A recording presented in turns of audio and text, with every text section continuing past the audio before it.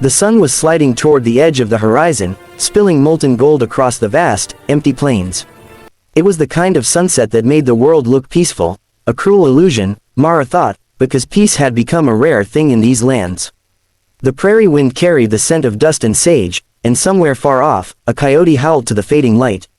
She sat by the small fire she had built near the wagon, stirring a pot of thin stew, her eyes flicking every so often toward the three small figures huddled near the wagon's wheel.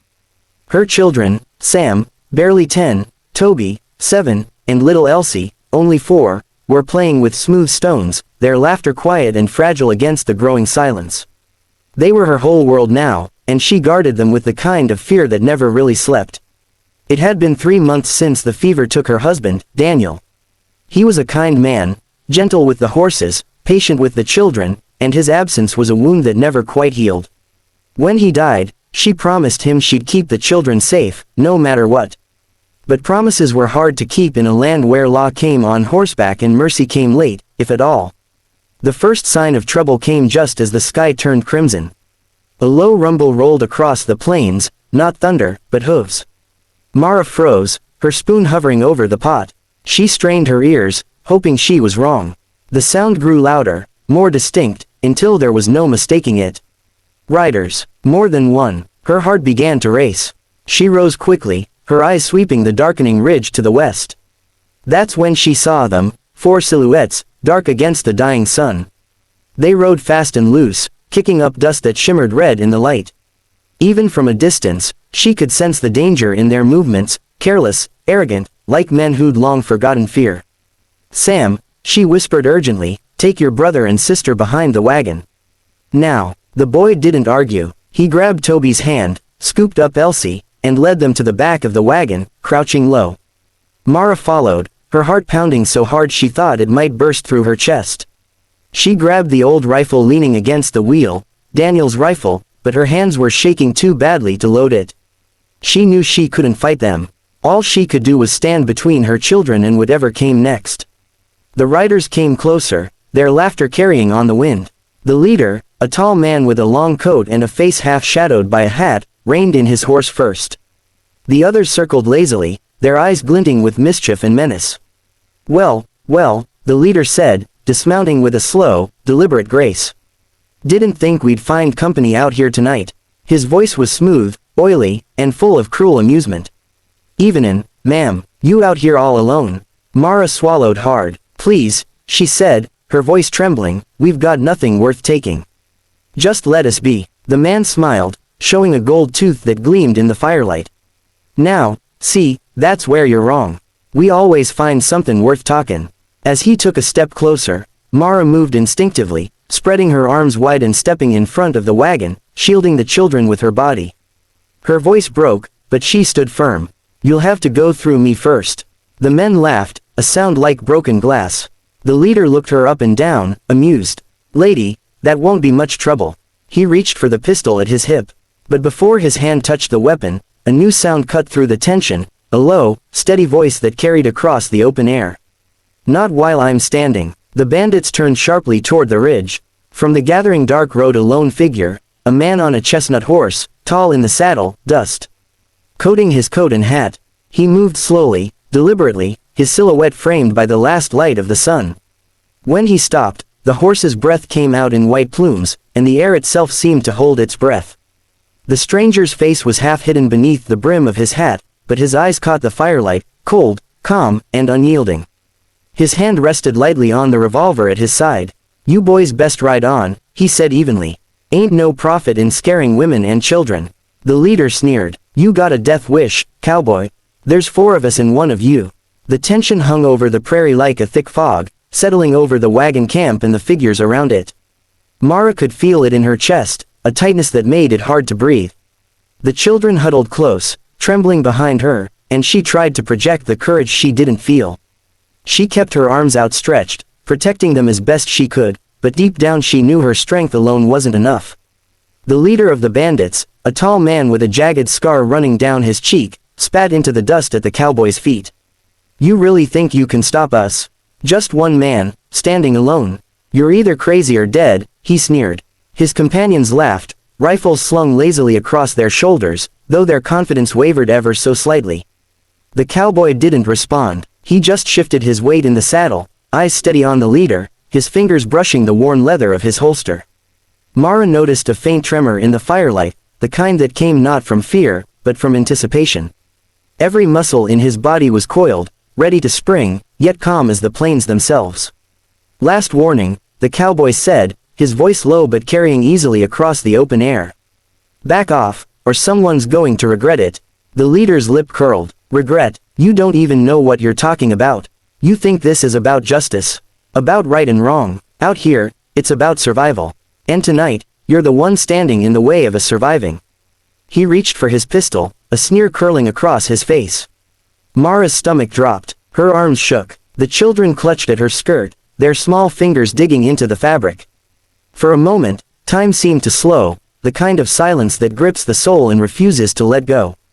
Then the cowboy acted. It began with a sharp click, the sound of a gun being cocked, and the bandits froze. Mara didn't realize until later that she had been holding her breath, hoping against hope that this stranger would somehow shield them. And he did. In one fluid motion, the cowboy drew his revolver, and the air erupted with sound. The first shot cracked through the twilight like lightning striking stone. The leader's men jolted, startled by the precision. The cowboy's aim was flawless, his movements almost graceful, each shot finding its mark without hesitation. One man went down, clutching his shoulder, while another dropped to the ground, disarmed and stunned. The leader himself staggered back, barely maintaining his balance on the reins of his horse. Mara's heart pounded in her chest. She could barely comprehend the sight, the way this man moved, like he had been born for moments like this, a predator dancing among prey. Her fear was still there, gnawing at her bones, but mingled now with awe. Whoever this man was, he was not ordinary. "Enough," the leader shouted, his voice breaking with anger and panic. He waved his remaining men forward, but their resolve was gone. The sight of their fallen companions, the precision of the cowboy's shots, had shaken them to their core. They hesitated, eyes darting between him and the lone protector, unsure whether to fight or flee. "You don't have to do this," Mara whispered, her voice trembling. She barely recognized it as a plea, part fear, part desperation. The cowboy didn't speak, he just shifted his stance, keeping the revolver trained, his eyes never leaving the leader. Mara noticed how he moved with calm certainty, how every motion was deliberate, economical, perfect. It wasn't just skill, it was control, a mastery of chaos that left Mara breathless. The leader tried to rally his men. "Come on, he's just one man," but the words rang hollow, almost comical in their desperation. The others, their courage spent, began to back away. Their horses stirred nervously, sensing the tension in the air, and then one by one, they turned and galloped away, leaving only the scarred leader behind. He stood there, bleeding from shallow cuts, leaning on his horse, defiance etched into every line of his face. "Why?" he rasped, his voice ragged. "Why risk your life for strangers?" The cowboy stepped closer, his boots crunching against the dirt. "Someone's gotta stand when evil comes calling," he said simply. "Might as well be me." His words weren't boastful, nor were they filled with bravado, they were matter of fact, heavy with quiet conviction. Mara felt tears prick at her eyes. She wanted to reach out, to thank him, but the words stuck in her throat. She could only stare, watching this man who had appeared like some guardian angel out of the dusk, a stranger who had risked everything to protect her and her children. The leader glanced around, realizing he was alone, and then his bravado cracked. "This isn't over," he hissed. But even as he spoke, he seemed smaller, less certain, as if the night itself had turned against him. The cowboy didn't answer. He holstered his revolver and gave Mara a steady, reassuring glance. "You can lower your arms now," he said gently. "They're safe." For the first time in what felt like hours, Mara allowed herself to breathe. She sank to her knees, pulling the children close.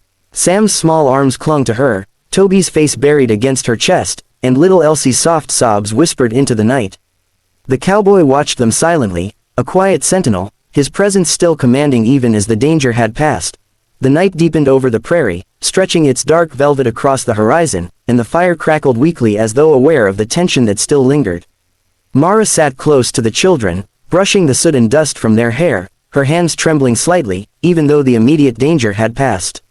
Sam, Toby, and Elsie were finally quiet, their small bodies curled against hers in sleep, but she could still feel the echo of fear running through their veins. Her heart hadn't stopped racing since the first shot had split the twilight. Outside the circle of firelight, the cowboy stood silently, his silhouette framed against the stars and the rolling shadows of the prairie. Mara's gaze kept drifting to him. He didn't speak, didn't demand thanks or attention. He was just there, a constant presence of calm amid chaos. There was something almost ethereal about him, as if he belonged more to the open sky than to the dirt-streaked earth below. Finally, she found her voice. "Thank you," she whispered, barely audible. The words felt inadequate, small against the enormity of what he had done. He had saved their lives. All of them. She had been ready to throw herself in front of the children, ready to sacrifice herself if necessary, but he had arrived and taken the burden from her hands. And he hadn't flinched. The cowboy finally moved, settling onto a nearby log as though he had been there all along.